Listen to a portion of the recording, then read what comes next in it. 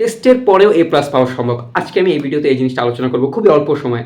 প্রথমটা হচ্ছে সময়ানুবর্তিতা। নিজেকে সময়ের ভিতরে নিয়ে আসতে হবে। অর্থাৎ আমরা এই টাইমে খাবো, এই টাইমে পড়বো, এরকম একটা টাইমে নিয়ে আসতে হবে। যদিও আমাদের 100% হবে না, বাট আমরা কি এই রুটিনটা কি চেষ্টা করব 80 থেকে 90% কমপ্লিট করার। 2 নাম্বার, প্রতিদিন পড়তে হবে, প্রতিদিন। কোনো গ্যাপ দেওয়া যাবে না। আজকে পড়লাম না, থাক 2 দিন পড়বো, এর পরের দিন ফাটায় ফেলবো, বইটা শেষ করলাম। এটা করা যাবে না। প্রতিদিন পড়তে হবে। 3 নাম্বার, বেশি বেশি এমসিকিউ সলভ করতে হবে, যেটা আমরা সবাই দুর্বল। এমসিকিউ সলভ করে আমাদের শর্ট কোশ্চেনও কি হয়, কমপ্লিট হয়ে যায়। এছাড়া এমসিকিউতে কিছু গুরুত্বপূর্ণ কথা থাকে, মানে কি ওয়ার্ডগুলো থাকে।